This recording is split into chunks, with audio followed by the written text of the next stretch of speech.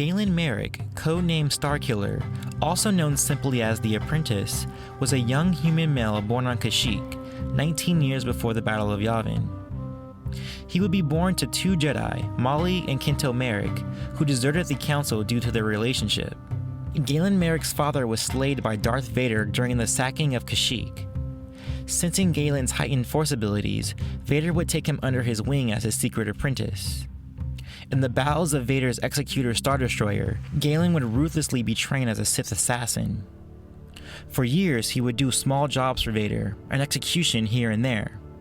It would not be until 2 years before the Battle of Yavin when Vader would recognize him as his Sith apprentice, bestowing him with a mission to kill famed Jedi Ram Koda. Over the next few weeks and months, Starkiller would travel around the galaxy, assassinating several notable Jedi. In a few complicated twists of events, Galen would inadvertently help create the Rebel Alliance that would eventually overthrow the Empire. However, he died at the Alliance's expense, becoming a martyr to their cause. Still, Galen Marek's intense training would craft him into one of the most powerful practitioners of the Force in any age.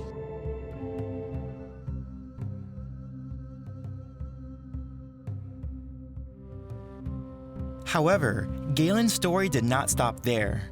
For the next year, Darth Vader would attempt to clone Galen Marek. It took Vader an entire year to find a clone he felt was suitable to enact his plans. Simply known as Starkiller, this particular clone lasted 13 days without food or water, a test suitable for Darth Vader's standards.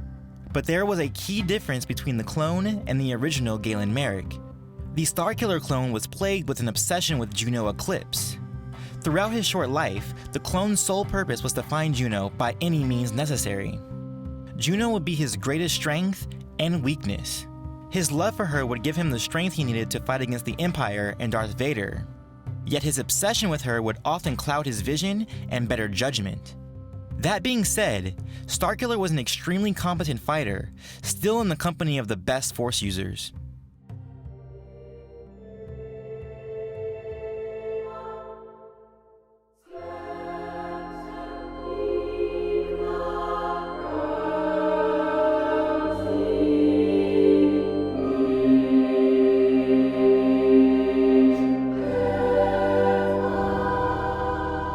As with all my Versus videos, I'll be comparing these two in their primes.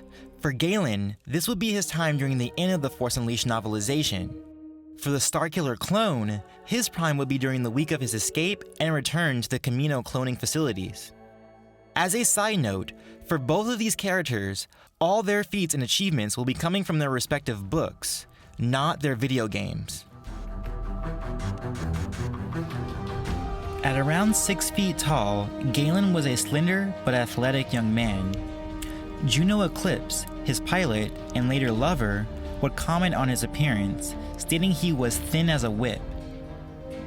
Though Starkiller did not look like much, he still attained great levels of strength through the Force. In his fight with Shakti, he took several skids from her lightsaber, though he was still able to fight her off. In his final fight with Darth Vader, he was able to contend with him too, despite the fact that hours earlier he suffered from a grave injury to his chest, and he had spent several minutes fighting Imperials to reach Vader. He also showcased great endurance in his fights, which makes sense as he was trained relentlessly by Vader through grueling sparring sessions. During his fight with Cassian Paratus, he would fight through 12 mannequins mimicking the style of the Jedi Council. Though the mannequins were fighting with a crude representation of each combatant's style, they still were many, and Galen was few. All that being said, Galen was able to fight through all 12 and eventually defeat Kasdan.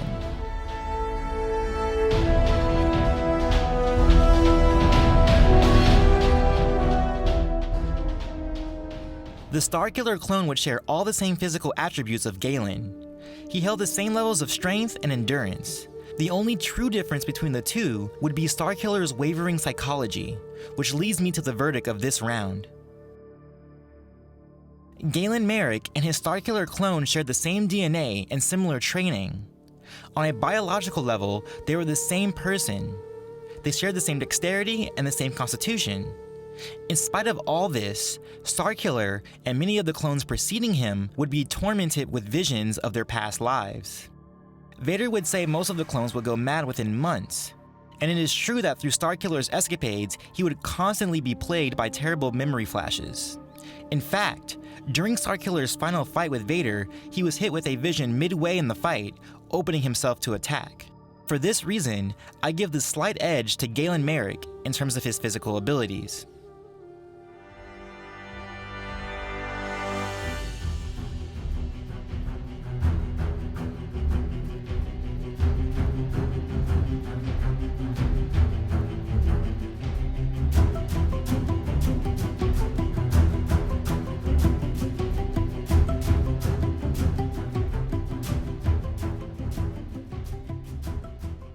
Galen Marek may not have the highest midichlorian count ever, but he did hold an extreme amount of raw power with the Force.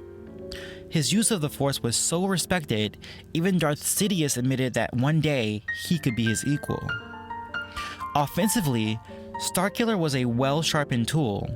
His use of mind tricks were impeccable, his use of Force lightning was proficient, and he would even later be able to call on the future at will. Not only did he have a raw ability with the Force, but he also displayed great variety and skill with it. In standard combat, he used it effortlessly with blaster-wielding foes, making great use of the Force repulse technique when he was cornered. In his fight against Drexel and the other raiders of Roxas Prime, he was able to repulse them all before any of them could get a shot off. Galen was not just crafty in his use of the Force, he was also extremely powerful.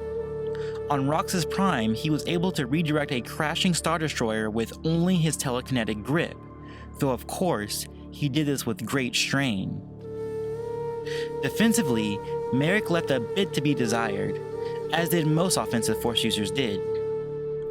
Against Masters of the Force, he constantly had his Force wall broken.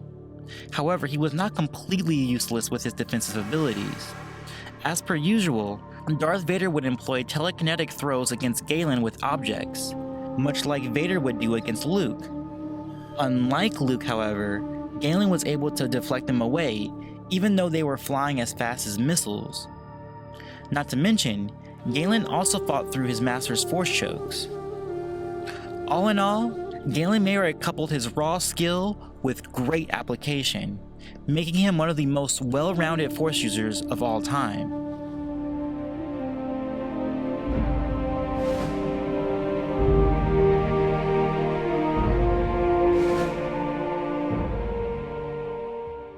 Much like the physical round, the Starkiller clone would seem to have the same Force capacity as Marek.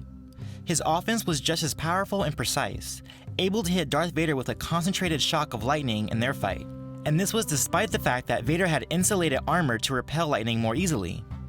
What's more, Starkiller's defenses were immense, especially in terms of his Force barrier. When he faced the giant Gorog, he was able to repel a direct impact from the creature's enormous fist.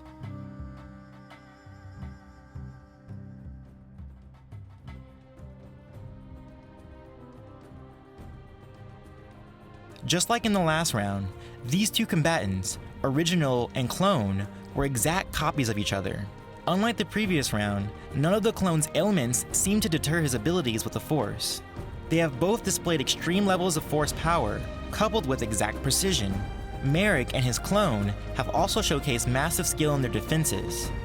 Therefore, I can only call this one way. I deem both Galen Marek and the Starkiller clone as equals in regards to their Force abilities.